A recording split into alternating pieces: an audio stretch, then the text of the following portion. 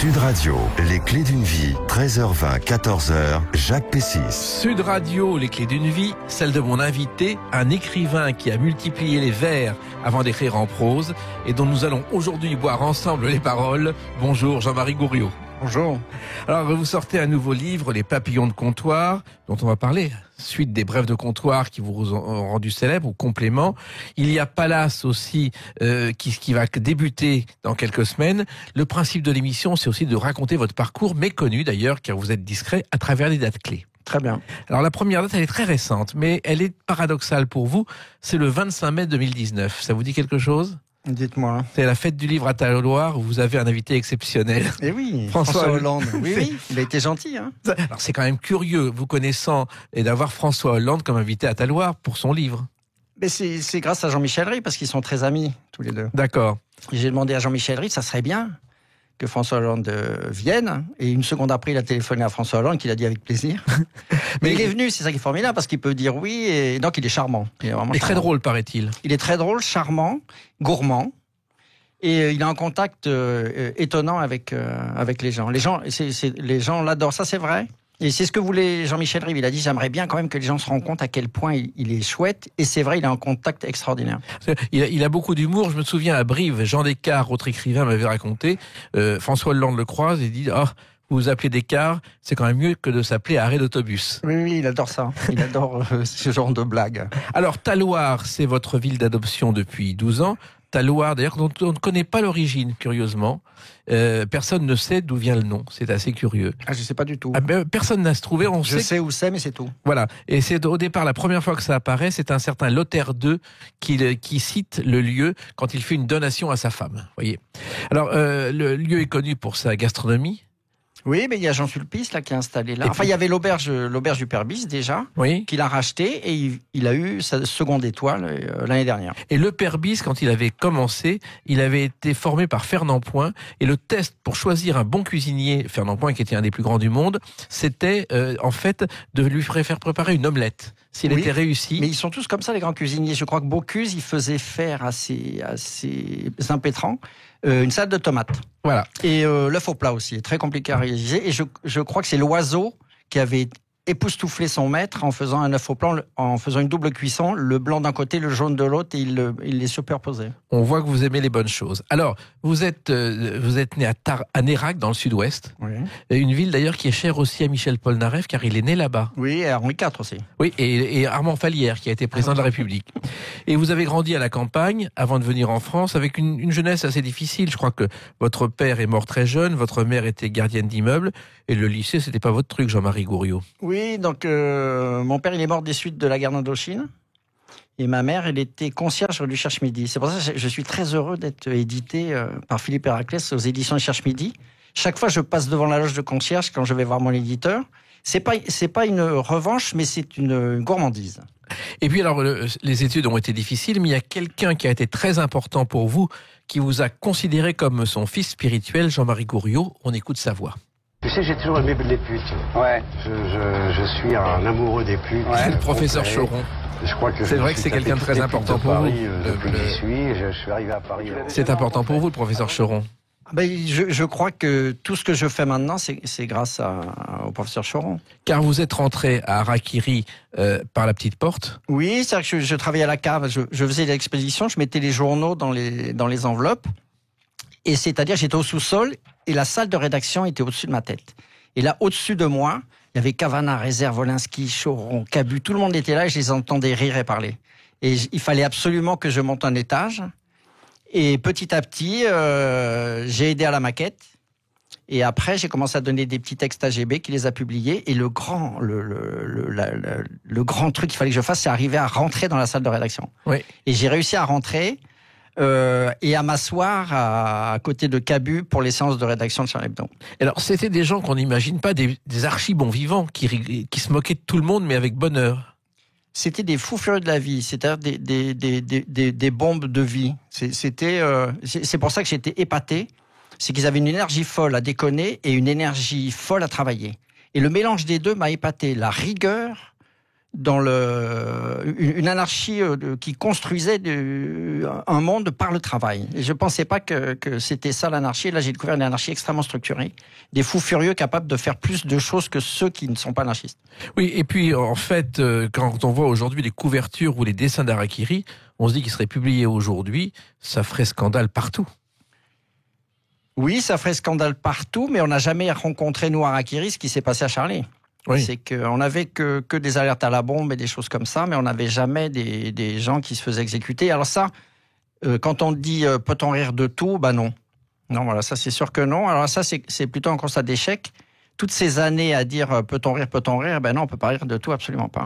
Et je crois que vous avez été très marqué, comme nous tous, par l'attentat contre Charlie Hebdo. Ça vous a même, vous avez arrêté d'écrire, vous êtes enfermé, je crois, Jean-Marie Gouriot. Après. Ah ben moi, je suis devenu fou, j'ai bu comme un fou, c'était vraiment psychiatrique. Et ça a duré longtemps. Alors je savais pas comment, enfin je devenais fou, vraiment, vraiment fou. Et puis j'ai bu. Et puis à un moment, ça s'est arrêté et je me suis mis à travailler, à écrire. Et là, j'ai écrit des livres. J'avais le cerveau en feu et j'écrivais. Et j'écrivais 2 romans par an. Mais on peut se remettre d'un tel choc ? Oui, parce que finalement, moi, j'ai pris leur force. Et là, en ce moment, je vois bien que je travaille avec Jean-Michel Ribes à l'adaptation de Pallas au Théâtre de Paris. C'est très fatigant, c'est très difficile. Il y avait Wolinski qui avait travaillé avec nous à l'époque sur Pallas et tout ça. Il y avait GB qui était dans le coin, Topor, enfin, tous les gens décédés, mais Wolinski particulièrement. Et je sens qu'il m'observe, qu'il rigole, qu'il dit « Ah, il est pas mauvais, le jeune ». Et que j'ai pris sa force, en fait. D'une certaine manière, j'ai pas fait mon deuil du tout. Moi, ils sont toujours là. Et ils sont assis, par contre. Ils sont pas debout. Ils sont assis parce qu'ils peuvent plus être debout. Et je suis debout et je marche pour eux. Et ça, j'ai la sensation. Donc, je suis assez gai, curieusement, assez joyeux, finalement, que ça se passe comme ça et que je puisse faire des belles choses pour leur rendre hommage. En tout cas, on va leur rendre hommage aussi à travers ce palace et à travers autre chose qui s'est passé le 16 septembre 1984. Ça vous dit sans doute rien, non, Jean-Marie Gouriot? On va en reparler dans quelques instants avec vous sur Sud Radio. Sud Radio, les clés d'une vie, 13h20, 14h, Jacques Pessis. Sud Radio, les clés d'une vie, celle de Jean-Marie Gouriot, mon invité. Il y a ce livre, Les papillons de comptoir, il y a Pallas avec Jean-Michel Ribes au Théâtre de Paris. Et puis il y a une date importante pour vous, c'est le 16 septembre 1984.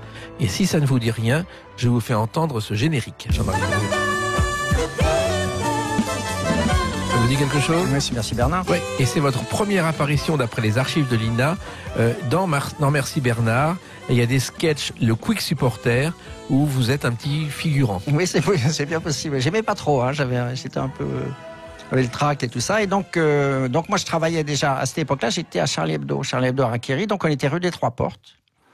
Et Jean-Michel Ribes habitait rue Maître Albert juste à côté. Et c'est GB qui a dit à Ribes, tiens, on a un petit jeune chez nous, parce que ça y est, j'étais rentré à la salle de rédaction, j'avais réussi.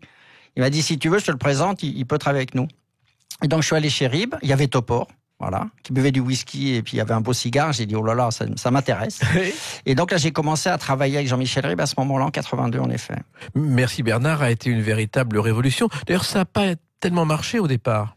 Non, mais parce que c'était très novateur. Et puis petit à petit, les gens se sont rendus compte qu'il y avait une liberté folle et que c'est là qu'il fallait aller. En plus, ça a succédé à Benny Hill sur France 3 le dimanche à 20h, oui, qui avait été un énorme succès.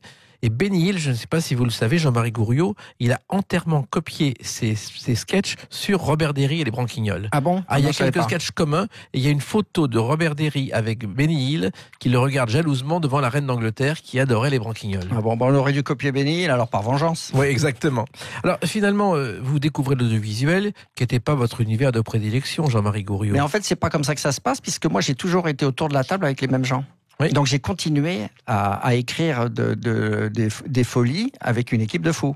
Donc en fait, soit ça allait dans la presse, soit ça allait à la télévision, ça aurait pu être au théâtre, ça a été au théâtre après, mais en fait c'était le même travail. Il fallait s'épater les uns les autres, et là il se trouve que c'était pour la télévision. Et pour être en pleine folie, il faut être en osmose avec le co-auteur, avec un Jean-Michel Ribes ou quelques autres? Ah oui, c'est obligé. C'est vraiment c'est une famille. C'est une famille de pensée, c'est une famille d'absurde. C'est très difficile. L'absurde, ça s'explique pas. L'humour non plus d'ailleurs. Mais l'absurde, On le comprend tout de suite, on le ressent. Alors là, si on est avec quelqu'un qui n'est pas sur la même longueur d'absurde, dirons-nous, c'est fichu, c'est même pas la peine de travailler. Et l'absurde, c'était dans vos gènes ou c'est venu comme ça, Jean-Marie Gouriot? Je crois que c'est venu comme ça. Non, je pense que j'étais pas né pour l'absurde et que finalement c'est la vie qui m'a expliqué que c'était ça le dénominateur commun. C'est peut-être que vous êtes devenu absurde en travaillant au départ aux chèques postaux. On ne n'est pas absurde, on le devient au chèque postaux, vous avez raison. Vous avez travaillé là-bas? Oui, parce que donc, voilà, comme j'étais pupille à la Nation, quand j'étais renvoyé du lycée, ma mère m'a mis à l'armée. Je suis sorti de l'armée, et là, j'ai dit, il faut que je me remue, voilà. Donc, j'ai passé mon bac en candidat libre, et je suis allé à la Sorbonne, voilà. Mais il fallait que je travaille. Donc, je travaillais le matin au chèque postaux. Donc, je commençais à 5h. Et à l'après-midi, j'allais suivre des cours pour mes UV. Voilà. Des cours de... Vous vouliez faire les beaux-arts? J'ai fait un peu les beaux-arts, mais je voulais être prof de dessin. Oui. Voilà, donc psychologie de l'enfant, etc. Et j'ai tout arrêté le jour où j'ai rencontré quelqu'un de Charlie Hebdo qui m'a dit qu'éventuellement, il y aurait peut-être une place à prendre. Oui, finalement, vous avez quitté les chèques postaux pour devenir homme de lettres, ce qui est logique. Absolument. Alors, ensuite, après Merci Bernard, il y a eu Palace. Et Palace, à la télévision, aujourd'hui c'est au théâtre, ça a été une véritable révolution, Jean-Marie Gouriot. Oui, parce que c'était l'absurde et le cocasse avec beaucoup de moyens, qui avait été donné par Fechner, grand producteur. Christian Fechner, Fechner, qui avait racheté les studios de Boulogne pour y construire des décors insensés. Et tout Paris a défilé pour jouer dans Palace. Et c'est devenu un événement de télé énorme. Voilà. Et les comédiens étaient contents de venir, même pour 3 francs 6 sous, jouer dans Palace ou gratuitement. Oui, il y en avait plein qui venaient gratos parce qu'ils étaient avec des potes. Et c'est surtout cet esprit-là qui les attirait, venir faire dire des bêtises et faire des folies. Il y avait Jean Carmet qui venait régulièrement. Et Jean Carmet venait dire les brèves de comptoir au comptoir du Palace. Vous avez bu des verres avec Jean Carmet? Même tout salon. On buvait beaucoup avec modération. Oui. Et donc le Mantoux Salon, c'était son vin blanc préféré, son vin de Loire qu'il adorait. Oui, dès qu'il était dans la région, il sentait le vin et... Ah oui, c'était exactement le type du Français généreux, amoureux de la vie, avec des potes et tout ça. Mais c'est marrant parce que Carmet, ça pouvait être un père, un grand-père, un fils, un frère, un ami. Tout dans le même personnage. Tout dans le même personnage. Et d'ailleurs, quelquefois, pendant les tournages, c'est Yves Robert qui me l'avait raconté, il partait à l'heure du déjeuner, il sentait un lapin à la moutarde chez les inconnus, il sonnait, il allait déjeuner avec eux. Ah, mais il fallait pas ouvrir la porte de la cage. Hein. On ne le revoyait jamais. Oui, il partait plusieurs jours. Et il y a eu aussi Philippe Corsan, personnage étonnant, qui a été à la Comédie Française au départ et qui a finalement explosé publiquement dans Palace. Avec Jean-Michel Ribes, oui, avec une vis comica énorme. Et donc, il jouait le directeur du Palace. Oui. Appelez-moi le directeur, c'était lui. Et c'est devenu une pub monstrueuse. Oui. Comment c'est né, ça? La pub? Le sketch et la pub. Ah, le sketch, je ne sais plus. Parce que c'est un travail commun autour de la table. Et la pub, Jean-Michel Ribes vous en parlera mieux que moi. Mais je pense qu'ils ont dû le contacter, je ne sais pas. Parce que Je l'aurais, avec Marcel Philippot, c'est devenu un classique. C'est devenu un grand classique. Je l'aurais, j'avais une grande formule de pub, mais qui était une grande formule de Palace, et qu'on reprend évidemment dans l'adaptation théâtrale au Théâtre de Paris. Alors, cette adaptation théâtrale, c'est un grand show, comme on a du mal à en imaginer aujourd'hui. Ça n'existe pas. C'est-à-dire que c'est un mélange de séquences, de ballets. Et donc les comédiens dansent, les danseurs jouent la comédie. Donc ils sont 21 sur scène. Et on définit un peu rapidement ça, c'est les Monty Python au Lido. Oui. Voilà. Et vous avez travaillé sur l'adaptation avec Jean-Michel Ribes. Voilà, ça fait 1 an et demi qu'on travaille sur l'adaptation. C'est-à-dire qu'on a tout relu, on a sélectionné ce qui fonctionnait pas, ce qui avait vieilli ou non. Ce qui était que de la télévision, parce qu'il y a des séquences qui sont très longues en télévision, mais comme il y a un montage, ça passe au théâtre, ça ne passe pas. Et puis on a réécrit ce qui nous faisait par la tête, ce qui nous faisait rire. On était face à face. Et toujours pareil, ce face à face à écrire des choses pour faire rire son pote. C'est le meilleur moteur. Épater celui avec qui on travaille. Donc il faut vraiment s'aimer beaucoup pour faire des belles émissions humoristiques. Et bien sûr, il y a des extraits de Brèves de comptoir, qui est votre série culte en librairie.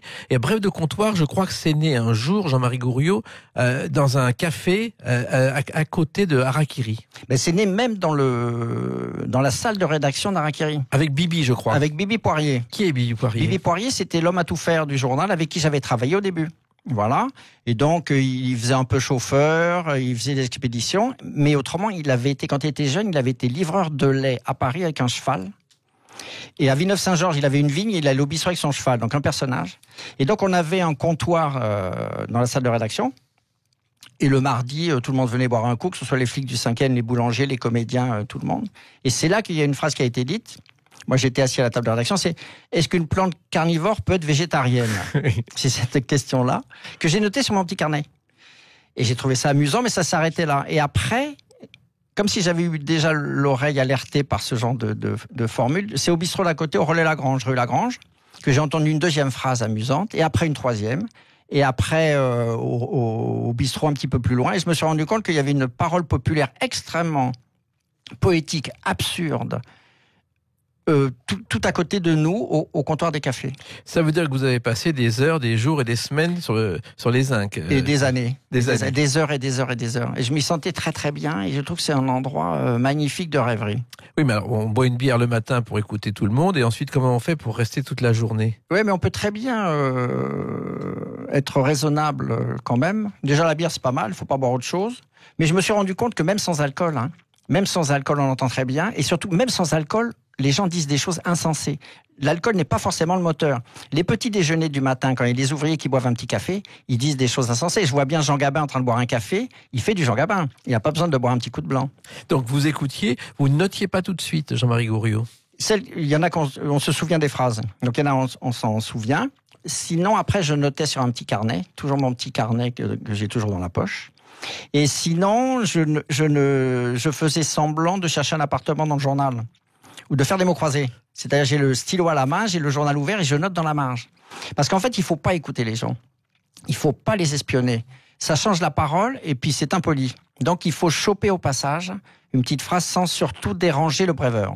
Alors, Brève de comptoir, ça a été une petite colonne dans Harakiri, et puis c'est devenu un livre, et puis c'est devenu plusieurs livres. Ça a été un phénomène incroyable, Jean-Marie Gouriot. Oui, pendant plusieurs années, voilà, au rythme d'un par an. C'était chez Michel Lafon, après chez Robert Laffont, après c'était dans la collection bouquins, après c'est rentré dans le dictionnaire. Oui. Brève de comptoir sont rentrés dans le dictionnaire. L'expression est née comme ça. Voilà. C'est vous qui l'avez trouvée? Oui, dès le premier jour. En 85, la petite colonne d'Harakiri s'appelait Brève de comptoir. Et puis, après, Jean Carmet a dit des brèves dans Palace. Et c'est là que j'ai vu qu'en effet, la proposition de Jean-Michel d'en faire du théâtre était formidable. Et donc, après, il y a eu 3 pièces de théâtre. Et un film. Et un film. Voilà. Et à chaque fois, à partir de ces éléments, est-ce que les auteurs à l'origine sont au courant que vous avez pris leurs phrases ou pas du tout, Jean-Marie Gouriot? J'ai un drôle de rapport. Je suis persuadé que les gens ne pensent pas que c'est eux qui les ont dites tellement elles sont jolies. Mais souvent, c'est ça. Si quelqu'un dit quelque chose de joli, si vous lui dites « Ah, c'est joli ce que tu viens de dire », il comprend pas. Ce sont des objets jetés par terre. Et en fait, moi, je fais de la brocante. Il y a une casserole qui est jetée, moi, je la fais briller, mais c'est tout. Mais la casserole, elle était toute neuve pour moi. Mais donc, les gens se rendent pas compte de la qualité de leurs paroles, et c'est ça, je crois, qui fait le grand poème. Oui, et puis vous avez repris une tradition chère à Michel Audiard, qui était les phrases du langage populaire qu'il y a dans ses films. Et ce qu'on ne sait pas, c'est qu'en fait, Michel Audiard, il n'allait pas dans les bistrots. Il était toujours en retard. Il avait des espions et des espionnes qui écoutaient pour lui dans les bistrots les formules à rapporter. Et l'une de ses meilleures espionnes, c'était France Roche, journaliste cinéma, Étonnant. qui pendant des années a été pigée par Audiard pour écouter dans les cafés. Mais Coluche, il faisait ça. Coluche, il avait des rabatteurs de phrases qu'il mettait dans ses spectacles. Et Fernand Reynaud aussi prenait des histoires pour les transformer. C'était une partie de son génie. Alors finalement, ça vous a permis de vivre dans des bistrots très particuliers. Le mot bistrot, d'ailleurs, on ne sait pas d'où ça vient. On pense que ce sont les Russes. Oui, ça veut dire vite. Oui, vite, c'est à la Mère Catherine, qui est un bistrot de Montmartre. Ils sont arrivés, ça n'allait pas assez vite. Et Voilà, c'est devenu des chauffeurs de taxi. Des chauffeurs de taxi russes. Alors, vos cibles aussi, lorsque dans vos brèves de comptoir, comme sur scène, c'est pas n'importe qui. Dès que vous voyez un bistrot où il y a du plâtre, vous entrez. Il faut que ce soit des cafés ouvriers, des cafés où les gens travaillent. En gros, c'est les comptoirs des gens de la rue. Les gens qui travaillent sur les marchés, les gens qui travaillent sur les chantiers, les chauffeurs de taxi, les flics. En gros, moi, je résume tout ce qui a froid aux doigts l'hiver. C'est-à-dire que des gens qui viennent boire un coup se réchauffer, l'été, ils viennent boire un demi. Mais quand il y a quelqu'un qui travaille sur un toit de Paris et qui descend boire une bière, c'est déjà un poème. Et finalement, vous êtes le premier à y avoir pensé. Il y a des milliers de phrases qui ont dû se perdre comme ça. Oui. Et moi, j'aurais bien voulu entendre les soldats de Napoléon. ce qu'il disait de Napoléon, en ayant bu un coup. Oui. Ou même ceux qui construisaient les pyramides, qui en avaient marre, qui étaient fatigués. Qu'est-ce qu'ils disaient ? Qu'est-ce que les gens disaient ? On ne sait pas, les romanciers nous rapportent les paroles, mais c'est pas celle-là. Je voudrais savoir ce qui se disait dans les rues pendant la Révolution. Quand on va couper la tête au roi, mais il disait pas ça. Il disait pas on va couper la tête au roi. Qu'est-ce qu'il disait ? Et je pense qu'il y avait des formules extraordinaires. Et c'est dommage que ça n'a pas été noté. On aurait toute une histoire, un petit ruisseau de l'histoire qui coulerait à côté du grand fleuve de l'histoire. Ça serait très joli à boire. Il y a un autre livre fleuve, mais qui n'est pas fleuve, mais qui l'est quand même. On va en parler dans quelques instants à travers une autre date, le 5 septembre 2019. À tout de suite sur Sud Radio avec Jean-Marie Gouriot. Sud Radio, les clés d'une vie, 13h20, 14h, Jacques Pessis. Sud Radio, les clés d'une vie, celle de mon invité Jean-Marie Gouriot, 5 septembre 2019, sortie de Les Papillons de Comptoir, un livre dans la collection Le Goût des mots, une collection dirigée par Philippe Delerme. Alors, on vous a connu dans les brèves de comptoir, vous n'en faites plus, mais là, vous racontez les lieux des brèves de comptoir, Jean-Marie Gouriot. Et les gens. Et les gens. Et les gens, parce qu'en fait, j'ai passé 30 ans à noter les petites phrases, mais qui les dit ? Qui parle ? Et là, tout d'un coup, j'ai fait 40 portraits, donc il y a 40 cafés. Un café à la montagne, un café à la mer, un café à Pigalle, il y a tout. Oui, c'est ça. On va en parler d'ailleurs tranquillement. Et à l'intérieur, j'ai décrit le café et j'ai choisi un personnage. Oui, car vous aviez vos lieux de prédilection, vos cafés de prédilection, Jean-Marie Gouriot, pour les brèves de comptoir. Déjà, moi j'ai habité 20 ans à Pigalle, donc ça fait déjà pas mal de bistrots et pas mal la province. C'est-à-dire que j'avais une maison dans l'Yonne, alors évidemment j'allais dans les cafés. Alors c'est quoi la Yonne ? C'est des bûcherons, c'est le concours du plus gros mangeur d'escargots, c'est des petits routiers. Donc tout ça, ça fait des situations, des personnages très jolis, et puis ces phrases. Donc je décris la situation et je dépeins la personne au moment où elle dit la brève. Encore faut-il se souvenir de la personne. Ils sont très marquants.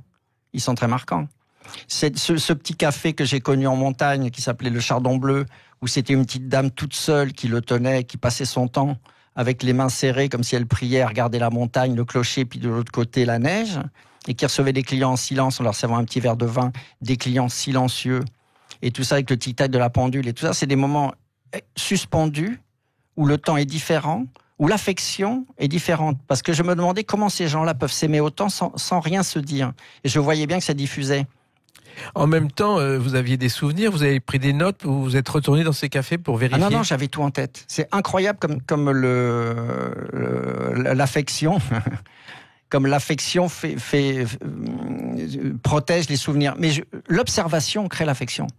Et j'ai tellement observé ces gens-là que je les aime beaucoup. Et quand on aime beaucoup quelqu'un, on ne l'oublie pas. Alors, parmi les personnages que vous évoquez, il y a une vieille dame étonnante quand elle voit un homme ventru. Oui. Donc très tranquille. Donc vous imaginez une dame un peu avec les cheveux comme ça, un peu violets, une teinture, elle s'assoit, elle commence son petit kir, le patron la sert. Et puis elle repère un bonhomme avec un gros ventre qui lit le journal. Et on voit sur le visage de cette vieille dame qu'elle prépare une espièglerie, qu'elle va dire quelque chose. Et on attend, elle regarde dehors, il y a la fontaine, il y a le village, il y a un peu les nuages qui passent dans le ciel, il y a le patron qui l'observe, il sait qu'il est en train de préparer une connerie. Donc elle se retourne, et puis elle regarde le gros ventre du client et dit « Ah bah, alors lui, il est enceinte de maître Canter ». Ça n'a pas fait rire le monsieur. Voilà, alors ça ne le fait pas rire du tout. Alors le mec observe la vieille, il dit c'est pas possible que ce soit elle qui l'ait dit. Alors c'est ces petites séquences comme ça autour d'une phrase. Voilà, ou alors il y a aussi un vétérinaire. Un vétérinaire, ça c'était derrière la halle de Sens, un café derrière la halle. Et donc tout le monde regardait la télévision avec un homme politique et lui il était là tout seul au bout du comptoir, il préparait sa connerie. Et donc je décris le personnage qui boit son verre avec les autres qui regardent la télévision, le chat qui dort. Et tout ça pour dire à la fin, alors lui, il est con comme la lune et jamais une éclipse, en parlant de l'homme politique. Et donc, c'est toute la préparation de la formule. Et quand on voit dans les cafés ces gens qui sont silencieux et tout d'un coup, ils disent un truc extravagant. Mais sauf qu'avant, ils étaient il y a une petite usine intérieure qui prépare la jolie phrase pour épater la galerie. Et ça, j'adore ce petit théâtre intérieur qui se met en place. Et puis, c'est un symbole de la France profonde, d'une France qui est en voie de disparition. Il y a eu beaucoup de personnages comme ça. Jean-Marie Gouriot, ils sont beaucoup plus rares aujourd'hui. Oui, il y avait 500 000 bistrots au début du XXe siècle, il y en a 35 000. Donc les gens ont du mal à se retrouver pour parler. Et en même temps, le travail disparaît. Les comptoirs disparaissent. À Paris, il y a de moins en moins de comptoirs parce qu'il y a de moins en moins d'ouvriers. Ma mère était concierge et je me rappelle qu'il y avait un bistrot à côté où mon père allait avec ses béquilles parce qu'il revenait d'Indochine avec la polio. Il venait boire des coups et je pense que ce comptoir devait lui faire beaucoup de bien avec moi qui devait être accroché à la béquille. D'ailleurs, je me vois petit enfant de 5 ans accroché à la béquille de son père qui a la polio. Dans ce café, eh ben, tout ça a disparu. Toutes les concierges de Paris ont disparu. Et les concierges, elles allaient dans les cafés. Donc la classe populaire a disparu. Et si une classe disparaît, la parole disparaît. C'est incroyable comme la parole de l'ouvrier est un organe, un outil en plus. Et donc, s'il a plus son travail, s'il a plus son pays, qui est le comptoir, s'il a plus ses amis, sa façon de s'exprimer disparaît. Et il ne reste plus qu'une parole tiède. Oui, alors à Paris, effectivement, et dans les environs, on voit des bobos dans des lieux où on ne peut même plus fumer. Dans la France profonde, il reste quand même quelques lieux de ce genre, heureusement, Jean-Marie Gourion. Oui, il en reste beaucoup, mais beaucoup ont disparu. C'est-à-dire qu'un village sans café, c'est monstrueux. Et c'est pour ça que les gilets jaunes, ils se retrouvent sur les ronds-points. Mais toute cette parole de gilets jaunes, là, ils sont accoudés au talus, mais avant, ils étaient accoudés au comptoir. Et dans le village, ils parlaient, et ils disaient, lui, il me fait chier, et Macron, je veux du pognon, et tout ça. Là, ils le disent dehors. C'est-à-dire qu'ils sont obligés, ils sont expatriés. C'est une parole expatriée au bord des routes sous la pluie, alors qu'avant, c'était devant un petit verre de blanc et on s'énervait, on s'engueulait, on se réchauffait, on n'était jamais seul. Ce qu'ils ont voulu faire, les gilets jaunes, surtout, c'est ne pas être seul. Et c'est le comptoir dans les villages qui liait les populations. Mais en même temps, on ne peut pas avoir un café des vendangeurs s'il n'y a plus de vendangeurs. Oui, et puis il y a quand même quelques souvenirs qui persistent dans ce livre, Les papillons de comptoir. Il y a un certain Bibi qui aurait pu travailler dans les services secrets et qui préférait le service compris. Oui, j'adore cette formule. Oh, ben moi, j'aurais pu travailler dans les services secrets, mais parce que je travaille dans les services compris. Alors Bibi, c'est celui qui travaillait à Rakiri, qui avait été livreur de lait. Et alors lui, j'avais découvert petit à petit, mais au début, il m'épatait. Mais en fait, il avait 2-3 phrases canon et qui resservait à chaque fois. Mais il fallait que les clients soient pas les mêmes. Voilà. Donc, dès qu'il y avait un nouveau client, il disait sa phrase. Et alors là, il était épatant. Mais en fait, il avait une petite caisse à outils de 5-6 phrases qu'il faisait tourner. Et donc, c'était un petit malin de bistrot, un petit bonhomme de Paris. Oui, en plus, il avait une caractéristique, c'est-à-dire qu'il aboyait et il mordait les clients. Oui, pour leur faire peur. Donc, il se penchait, puis il fait croire qu'il y avait un petit roquet qui mordait les genoux des jeunes filles. Voilà. Et ça marchait. Et donc, c'était les petits bonhommes de bistrot de Paris, qu'on voyait bien avec la capette et puis le petit verre de rouge, et toujours très vivant à dire une connerie. Oui. Et puis les chiens, il faut savoir que j'ai découvert que les chiens n'ont pas le même aboiement selon les pays. Par exemple, Milou dans Tintin, il fait waf waf en français et il fait waf waf, écriture différente en néerlandais. Ah ouais, Bibi, dans tous les pays, il aurait dit les mêmes phrases, je crois. Alors, il y a aussi les cafés où l'on se retrouve quelquefois devant un rival, et Georges Ulmer l'a chanté dans une chanson. Ah, monsieur attendait au café du palais devant d'un du bonnet. Vous connaissez cette chanson ? C'est l'histoire d'un homme qui attend sa fiancée dans un café, dans le café d'en face. Et 60 ans plus tard, il découvre qu'elle a épousé le patron du café d'en face. Et cette chanson était le premier clip de l'histoire. Ah oui. Et donc, je dis ça parce qu'il y a aussi 2 cafés rivaux dans ceux que vous décrivez. Oui, dans Lyon. Oui, le chat et le chien. C'est-à-dire qu'il y a un chat dans un, un chien dans l'autre. Oui, c'est ça. Il y a un bistrot avec. Alors, donc c'est que des. Enfin, c'est un bistrot avec un chien et en face c'est un bistrot avec un chat. Donc le chien et le chat ne se sont jamais rencontrés et le bistrot au chien n'a jamais parlé au bistrot du chat. À chaque fois ils disent va pas là-bas c'est des cons et de l'autre côté c'est pareil, va pas en face c'est des cons. Ça existe encore des choses comme ça ? Oui, dans les petits villages, oui, quand il reste des bistrots, oui, c'est du cloche-merle un peu. Voilà. Et puis il y a une formule que j'aime beaucoup, c'est le café est tellement cher qu'avant de prendre une cuite, faut demander un devis. Ça c'est Bibi. C'est Bibi encore. Poirier qui la disait sans arrêt celle-là. C'est une belle phrase aussi. Alors il y a aussi les lieux de perdition comme les bars de filles que vous avez fréquentés aussi. Oui, bien sûr, Pigalle. Donc les bars à hôtesse, mais ça marche de moins en moins. Voilà. Donc là, je décris un client qui s'appelle Monsieur Pantoufle, qui est un vieux monsieur qui doit habiter au dernier étage de la rue Fontaine et qui descend tous les jours boire son petit coup de champagne avec les hôtesses de ce bar à hôtesse. Il est à peu près le dernier client, mais il a des sous, donc il paye le champagne rosé aux filles. Et donc il y a une affection qui se fait entre ce vieux monsieur de plus de 80 ans et ces filles qui sont un petit peu en fin de carrière d'hôtesse dans un bar à hôtesse qui qui ne marche plus depuis que le patron a eu un infarctus, qui est un Marseillais qui s'était fait saquer par les Kabyles à l'époque. Enfin, c'est toutes les histoires des bars de Pigalle. Voilà, c'est un Pigalle disparu aujourd'hui, qui n'apparaîtra plus, c'est fini. Non, c'est fini. D'ailleurs, on voit bien, quand on se trimballe à Pigalle, que les bars ont disparu. Il reste que le cercle de jeu, mais bon, il est en travaux, à mon avis, ça va devenir je sais pas quoi. Même la rue des Abbesses. Alors il y a le comptoir, c'est le comptoir du Saint-Jean. Pour ceux qui connaissent le Saint-Jean, il y a une grosse griffure sur le comptoir qui est en cuivre rosé. Et c'est un soir un flic complètement bourré qui a sorti son arme et qui a voulu taper avec son arme sur le comptoir, et son flingue est parti en 1000 morceaux sous les éclats de rire de tous les clients. Et donc ça a griffé le comptoir, il y a une grosse marque comme ça. Il y a effectivement les flics, qui vous en parlez beaucoup, qui viennent dans les bistrots et ils boivent plus que raison. Oui, mais ça c'est les brigades de nuit. Donc quand il y a des interventions très dures, moi je sortais un peu avec les flics, et en effet il y avait des moments sanglants où après ça allait boire des coups, les mecs sont fatigués, ils picolent, ils essaient de se remettre. Et là c'est un bar où ils dormaient au premier étage. Voilà, ils rentraient même pas chez eux, ils étaient tellement fatigués. Ils finissaient de boire, mais il est 5-6 heures du matin, le jour se lève, ils sont exténués, ils ont du sang sur les chaussures. Ils montent au premier étage, ils dorment par terre. Alors c'est des visions incroyables de la vie de la nuit. Paris la nuit est quand même un monde insensé. Alors il y a ce Paris la nuit, des bars de flics, des bars de putes, et il y a le Paris du jour, avec le petit café et l'odeur du pain. Oui, et ça existe encore de temps en temps ? Oui. Parce qu'il y a des heures aussi, parce que je vois par exemple, il y a un café à Saint-Sulpice où je vais, c'est le café de la mairie. Alors c'est très bourgeois, c'est très bobo, sauf que les bourgeois et les bobos ont des travaux à faire chez eux.